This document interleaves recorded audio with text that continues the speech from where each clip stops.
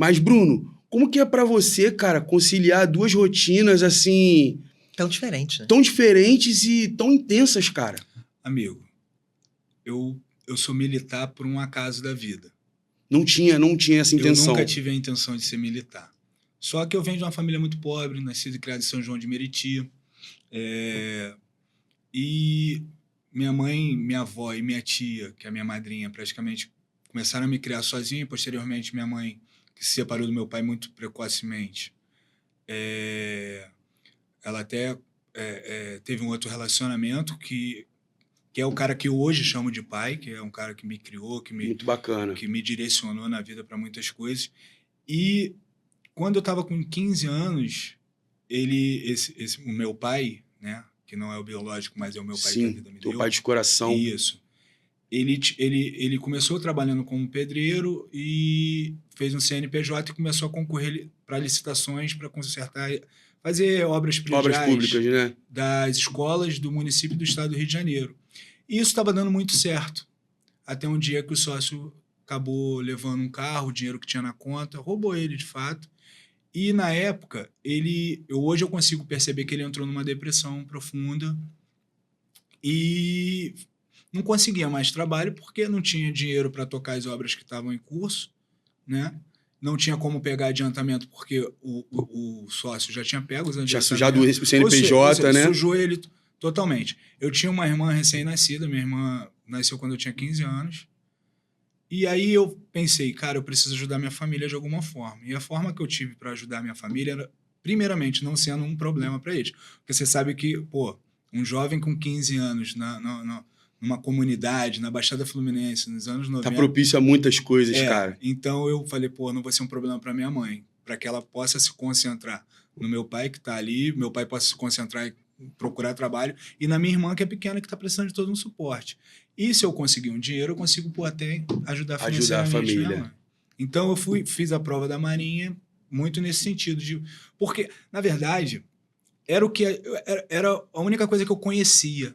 Por isso que a gente hoje fala muito essa questão de representatividade. Por que da representatividade? Porque enquanto você não tem quem te represente, alguém que saiu de onde você saiu e chegou num lugar mais alto, você não consegue entender que você pode chegar. A única lugar que eu achava que eu podia chegar era ser praça da Marinha. Porque eu tinha algum colega ali da área que tinha ingressado na Marinha sendo praça. Mas eu tenho certeza que porque o que acontece? Minha mãe, ela, durante algum período, ela fez assim, muitos esforços para que eu conseguisse estudar em colégio particular. Até onde ela pôde. Quando ela não pôde mais, eu comecei a fazer todas as atividades no colégio particular para conseguir desconto, para conseguir me formar no antigo segundo grau, né, que é o ensino médio agora, num colégio particular. Então, eu acabei tendo uma base, por mais que não era o melhor colégio particular, mas eu tinha uma base melhor ali do que se fosse no colégio público naquela época. Então, eu tenho certeza que se eu fizesse prova para um colégio naval, que era o que era possível na época, eu passaria. Só que eu não sabia que eu podia. Que nunca viu aquele exemplo ali de perto, né, cara? Exatamente, eu não sabia que eu podia. Então, eu não tinha representatividade. Minha representatividade era no colégio, que eu tinha passado na escola de aprendiz marinheiro, tinha ido para... eu suponho que a sua primeira prova foi aprendiz, né? Pela idade, né? Foi essa. Isso. Né? E aí, eu fui para Pernambuco, com 16 para 17 anos de idade, eu fui para Pernambuco, morar sozinho em Pernambuco, para fazer a escola de aprendiz marinheiro. E tô lá desde então. Desde então. Acredito que nessa fase da vida você tenha amadurecido bastante, né, cara? Muita coisa. É um processo que, muita coisa. Pô, tô sozinho aqui, eu tenho que fazer eu por eu mesmo. E morar sozinho, amigo, num outro estado. Desculpa. Com pouca idade, eu vou falar pra você assim que exige muita responsabilidade. Você não ter alguém por você exige muita responsabilidade. Acho que não só isso também, né? Porque através da Marinha você conheceu o mundo, né? Aí, posteriormente, depois de formado, que eu fui servindo no navio, aí a gente começa a viajar bastante. Pegando bagagem e tal. Aí você começa a desfrutar daquilo. De outras culturas, entendeu? Entender o mundo de uma outra forma, não só dentro daquele seu quadrado ali, né? Que você só tinha acesso àquilo. E aí eu comecei a entender outras coisas. Aí comecei a entender que, pô, eu precisava não só daquela minha renda principal, mas eu precisava ter uma renda extra, porque eu almejava outras coisas. Então eu tinha já o meu certo, tinha a minha estabilidade, né? Tinha a minha carreira. Sim. Então eu falo, pô, agora eu preciso então aqui por fora caminhar paralelamente a isso. Vou empreender com alguma coisa.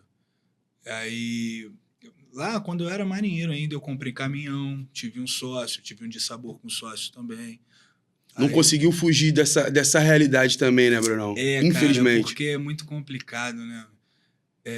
Lidar com eu pessoas, tinha duas né? fontes de renda, ele tinha uma só. Então, às vezes, ele olhava assim para mim e queria fazer as coisas que eu estava fazendo, sabe? E aí o dinheiro acabava da parte dele e eu ainda tinha dinheiro. Então, acabou tendo uns problemas no meio do caminho. Mas são experiências que a vida traz pra gente e a gente tem que aprender. Tem uma frase do Nelson Mandela que eu levo pra vida, que ele, certa vez, ele falou assim, eu nunca perco, ou eu ganho, ou eu aprendo. Só perde quem não aprende nada, né, sensacional. Amigo? E às vezes, cara, o aprendizado tá valendo mais até do que aquela conquista que tá em jogo ali, né? Com certeza. Pô, sensacional, cara.